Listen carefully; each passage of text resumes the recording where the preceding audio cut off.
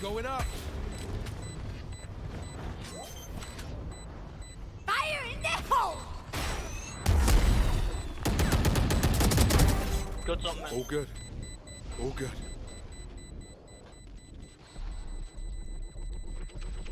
Clutch.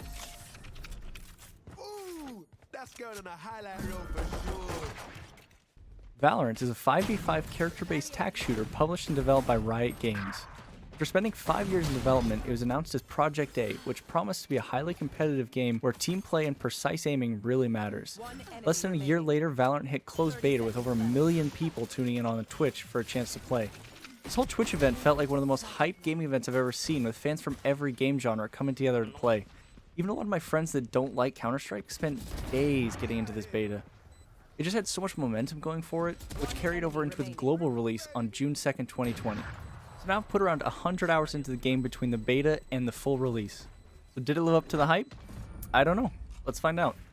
So I think it's important while talking about Valorant to also talk about the dev team at Riot Games. So Riot's obviously known for developing the biggest game in the world, League of Legends. And while I don't play it myself, my understanding is that they've got a history of positive communication with the community while also supporting a massive esports scene. And just looking at the beta, it feels like the Valorant dev team is going to follow in those same footsteps again. There's just been so much open communication on Reddit about changes and what was coming in the future. It's just a level of transparency that I think we've never really gotten from Valve, and it's really refreshing. Even the patch notes we've been getting from Riot are just amazing, for the most part being extremely detailed on all the changes they made. I mean, compared to CS, you might be waiting months for some gun or map tuning with complete radio silence from Valve, only to get some wacky-ass change that no one was asking for that completely switches up the meta. And honestly, I think this level of communication from Riot can really be expected to continue.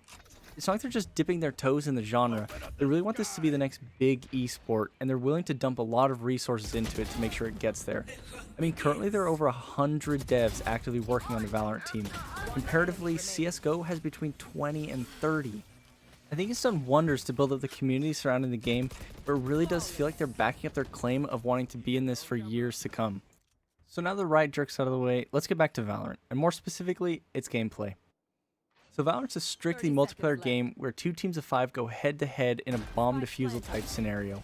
One team attacks while the other defends, with the attacking team's objective being to plant the spike at a designated bomb site. Either team can win by killing the entire enemy team, and the defenders can win by defusing the planted spike. I'll touch more on the different game modes in a bit, but for now let's talk about the guns. The gunplay in Valorant is extremely similar to Counter-Strike in that running and gunning is a big no-no, and your raw mechanical skill will often be the deciding factor in whether you get a win or a big fat L. For each gun, you can view their stats like damage at different ranges, ball penetration amount, fire rate, and alt fire information if there is any. So I guess my general feeling about the guns in Valorant is that they're very safe and honestly a little boring. Right, there's nothing here that's gonna defy your expectations. They're basically just the standard guns you'll get in any game. Although like I said, most guns have an alt fire or at the very least a scope you can pull up which lowers your fire rate and helps you be accurate at longer ranges. I don't use them too much, but they are there. So we get 2 snipers, the operator and the marshal. The operator being an expensive one-shot machine. And basically if you're an operator in CS, you're gonna love this gun. Although in my experience it's a bit temperamental, and even the slightest amount of movement will throw your shots in directions you didn't even know were possible. So no more moving crouch peeks, or you're going to be dead. The Marshal on the other hand is a super cheap sniper which 2 shots to the body or 1 to the head. It also has almost perfect no-scope accuracy, so there's really no reason to ever use the scope.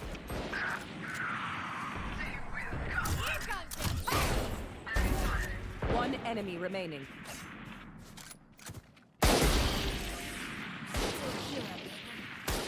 There are also 2 LMGs, the Ares and the Odin, and they're pretty much bullet hoses that fire faster the longer you shoot.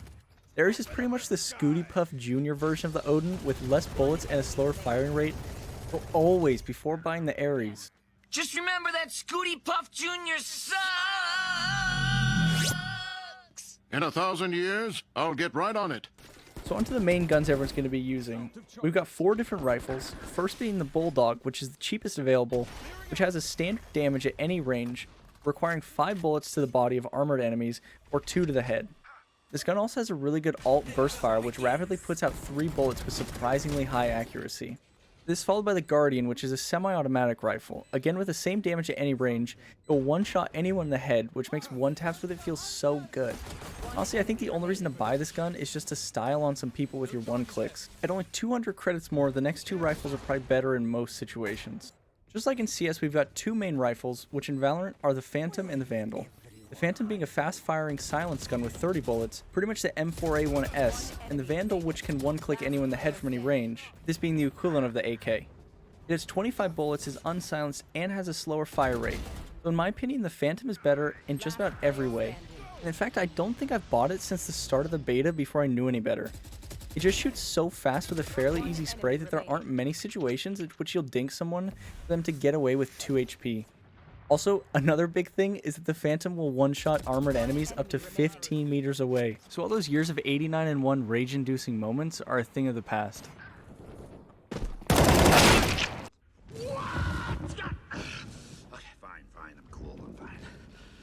Phantom looks even better when looking at the tagging system in Valorant, which pretty much causes any one shot to move at a literal snail's pace for a second or so. Or the wall penetration system, which lets you shoot through most surfaces depending on the surface material and your gun wall pen value. And honestly, I've got to say that I love the wall penetration system. I just think it works so well with the agent abilities. It's just so fun and really adds a lot to the combat. And also the visual feedback you get when shooting a surface is really great, making it immediately clear whether or not you can wallbang the surface. And there's also one last thing that Valorant does in a very unique way, and that's the weapon sprays.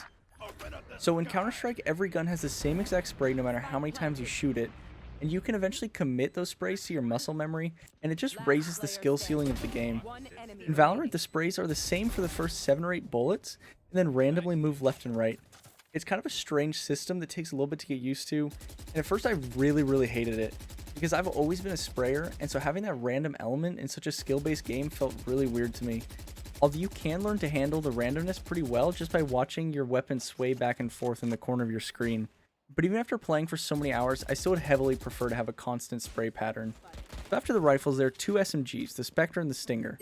The Stinger is a super cheap gun with only 20 bullets, but has the fastest firing in the game and is capable of emptying its entire clip in a little over a second. It feels pretty much like an eco gun that you could easily get a kill with holding some cheeky angles, but going up against even 2 dudes might be asking too much of the gun. The Spectre is more of a standard SMG with a still respectable fire rate and a 30-round clip. It also does slightly more damage than the Stinger, but in my opinion the extra 600 credits that it costs aren't really worth it, especially when we finally get to look at my favorite gun in the game, the Bucky. Now this is one of the 3 shotguns in the game, and it just feels amazing to use. Forget everything you ever knew about using the left click to shoot, and welcome in the new era of right click only. Essentially, the right click extends the range of your primary shot before the pellets start to expand, meaning the Buck becomes an absolute sniper, and ends up maybe being the most tilt-inducing gun in the game. Because nothing feels better than giving someone the Buck from 15 meters away, but also nothing feels worse than losing your $4,000 full rifle buy to a $900 Bucky-wielding turd. The only downside is that my newly evolved Bucky brain isn't wired to handle close encounters. It's in these ranges the Bucky actually becomes useless, as the pellets never get a chance to spread, resulting in quite a few engagements where you only give out 20 and 1 before getting killed. The second shotgun is the Judge, which is a fully automatic shotgun with 7 shells. It feels really powerful and is absolutely terrifying to be on the receiving end of.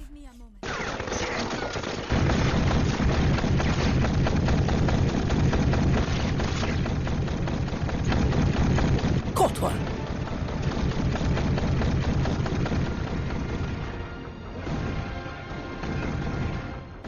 It's more accurate than the Bucky, but again is $600 more expensive, so personally I would never buy this thing given the other options. Also, there's just a certain amount of undeniable charm that's missing without the pump action animation. Perfection.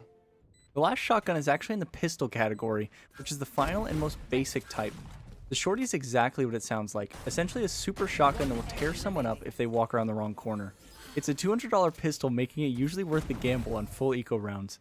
With its small 2-shot capacity, God help you if you miss. It can also be really fun as Jet, where you can close a gap really quickly using your dash. The remaining pistols are the Frenzy, which is a fully automatic machine pistol with 13 bullets. It can easily kill you even with full armor if you get dinked or let the other guy get too close to you.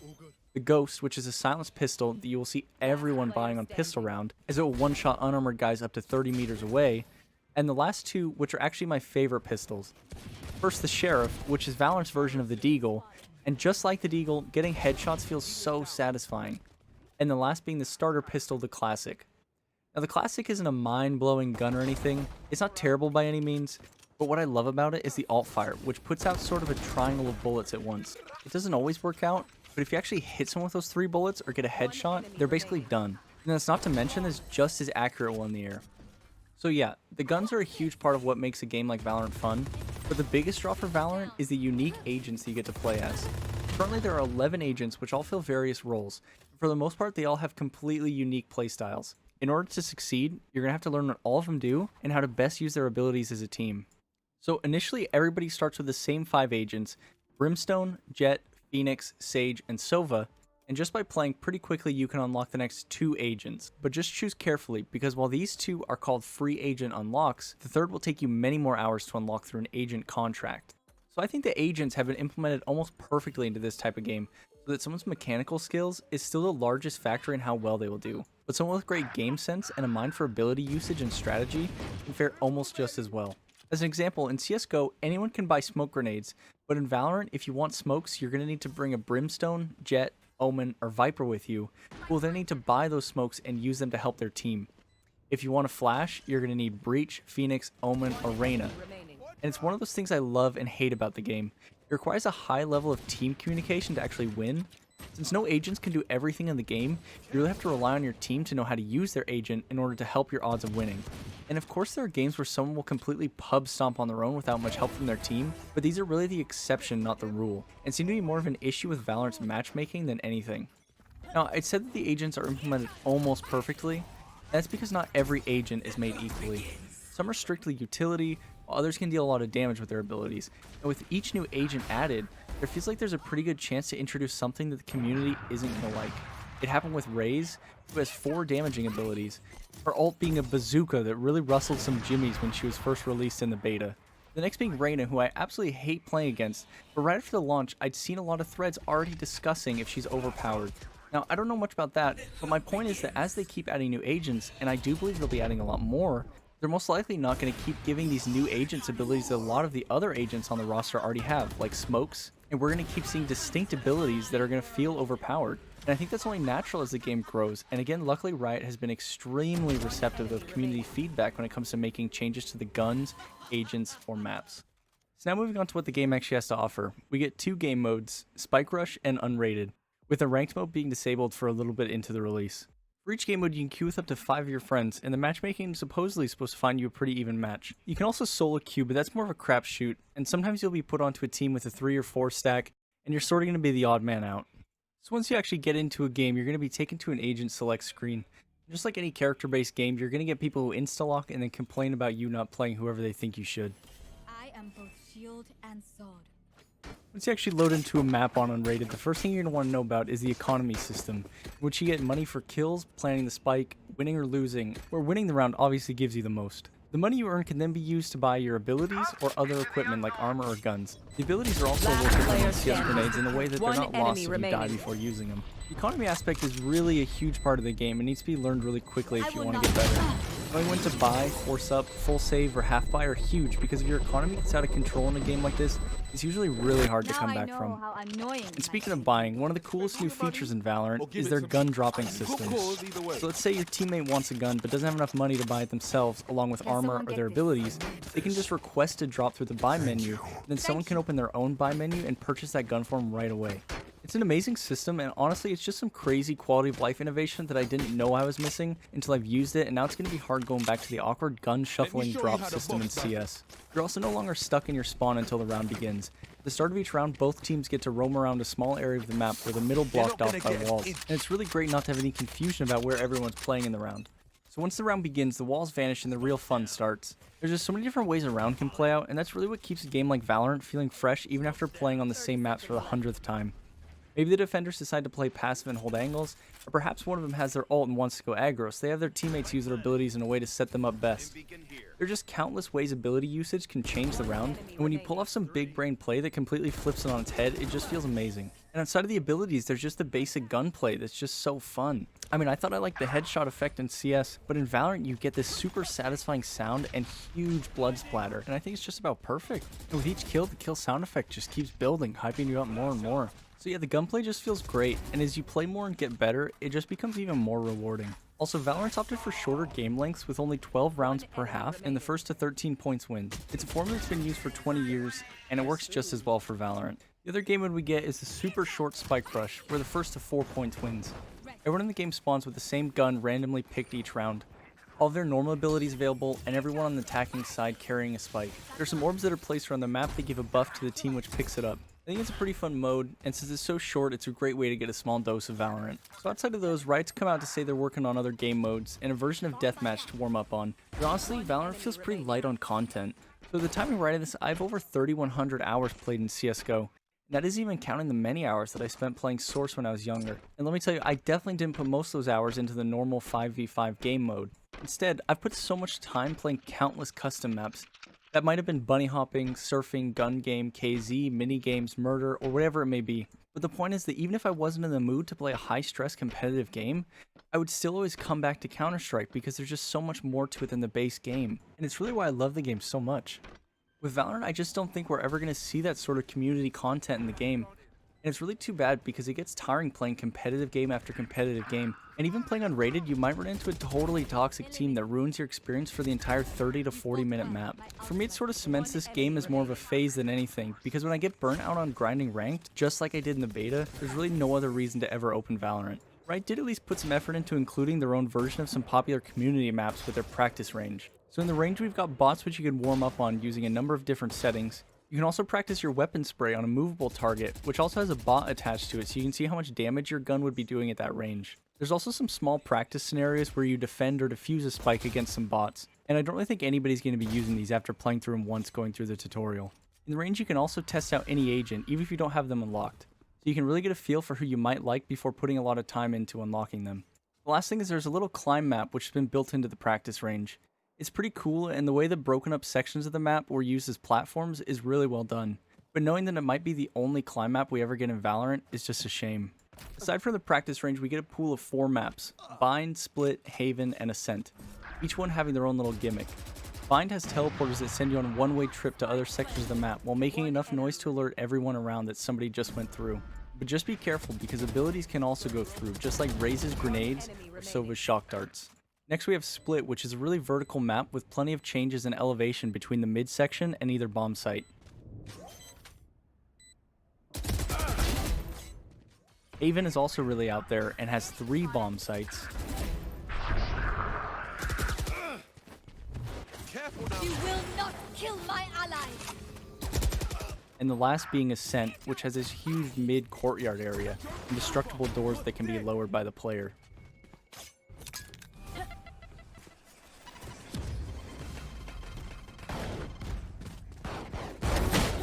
All the maps also have 2 ult orbs on them, which will reward 1 ult point to whoever picks it up. The inclusion of these is really great and leads to a lot of exciting tug-of-war moments over the orbs. Overall, I think I like most of the maps, but there is something strange about them. I think they feel weirdly small and compact, with most engagements happening in a close to medium range. In terms of the looks of the map, I think they're also done really well, with the modeling and textures being of a really high quality while keeping with the slightly cartoonish character design. The color palette is also really nice, with bright, vibrant colors in every map. We also get some environmental storytelling built in for people that enjoy that sort of thing. The highlight being Ascent, which takes place on a floating piece of an Italian town. It's just so cool, it made me really curious to learn more about the story and the world that these events are taking place in. Looking back at the agents, the models and ability effects are also done really well, with every agent having their own unique style and silhouette. It makes sense that the art direction was so good in this department, considering that Moby Frank, the character designer behind TF2, was the art director on Valorant. Some of the ability effects are a little basic, such as the smokes, which are pretty much just textured spheres, but I like it a lot more than those goofy CS smokes, which can lead to one-ways on the edge. And outside of those, everything else at a very high level of fidelity. I've actually been pretty surprised to see that quite a few people don't think Valorant looks so good, because I absolutely love the visuals that we get, and I think in a few years some of these agents are going to be absolutely iconic. Lastly, I wanted to touch on the weapon models that we get in the game, because for the most part, they're pretty dang boring. Like, the first thing you'll notice when trying out the game is that you're going to have almost no clue what guns are laying around on the ground. It gets easier as you play more, but the default black skins for every gun are just pretty lame. That being said, like any self-respecting modern game, Valorant does offer gun skins which you can purchase with real money from an in-game shop. But considering that the game's free, and they're really only skins which don't give any sort of advantage, I don't have an issue with the skins being locked behind a paywall. But I just wish they weren't so expensive. I mean, my god, the prices are literally outrageous. And since Riot has full control over the skin economy, whatever they say a skin costs will be what it costs forever. The real upside being there's no loot boxes, so when you decide to buy a skin, you know exactly what you're getting. Some of the higher tier skins even have different upgrades which you can unlock by spending Radianite, which can either be purchased or earned through the Valorant Battle Pass. These upgrades might be a new reload animation, some different effects when you kill someone, or perhaps a different and enhanced version of the skin.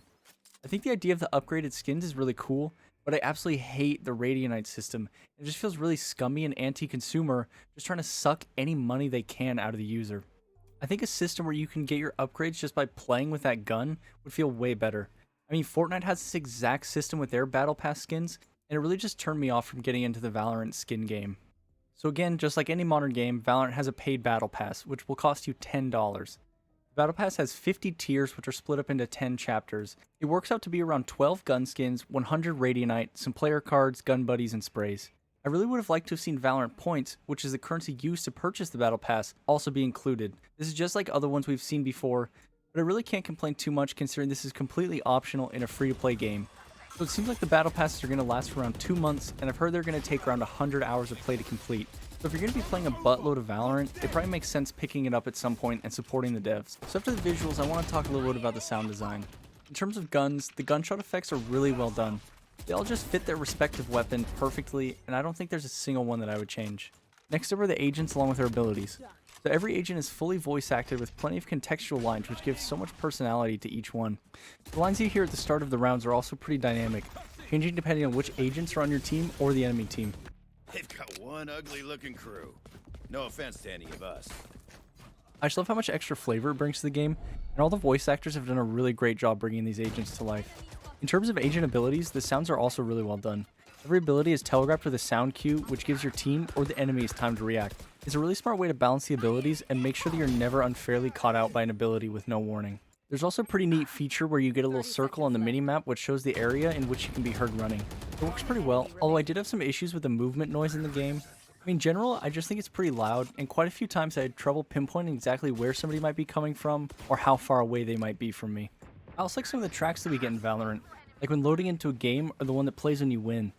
It'd be nice to have a second to talk with your teammates before being cut off with the blaring victory music, but it's hard to argue with this. There you are. Defenders win.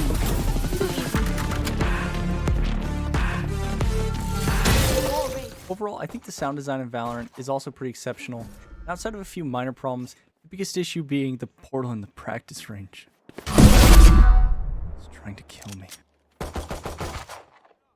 Now, I feel like it'd be impossible to review this game without touching on its controversial anti-cheat Vanguard. So since the Project A announcement, Riot has taken a strong stand against cheating, and it wasn't until the beta that everyone found out exactly what that looks like. Essentially, they created an external application that's always running on your machine, and also has some very low-level access, which concerned a large majority.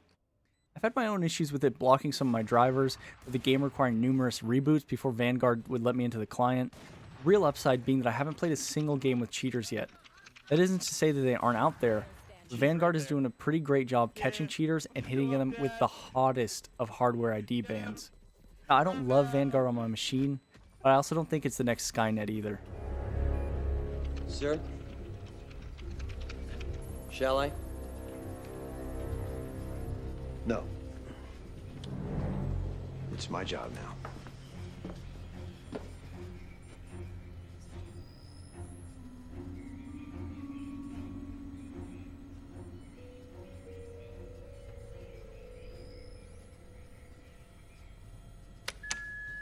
Vanguard. Defense system We're in. now activated.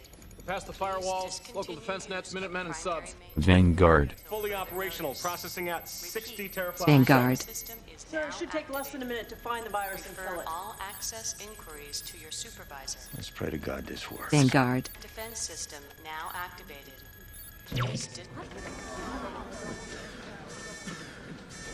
Power failure? No. I don't know what it is.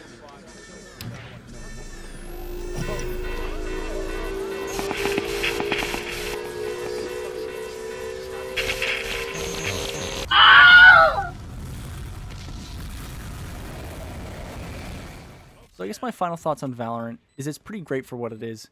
It's a fresh take on a game genre that I've loved for most of my life, and I can see it having a really bright future in terms of esports and garnering a large community. But for myself, it doesn't really scratch the same itch that Counter-Strike does. After playing for almost 100 hours, it really just made me want to get the old boys together for a little. Bingo, bango, bongo. I really hope that Valorant will continue to grow and bring a totally new generation into the tactical shooter genre, because it has enormous potential and is reaching a lot of people that CS either didn't or couldn't. So for my final score, I'm going to go ahead and give Valorant one symphony of shotguns. One enemy. Flawless. One enemy. One enemy. One enemy. One enemy.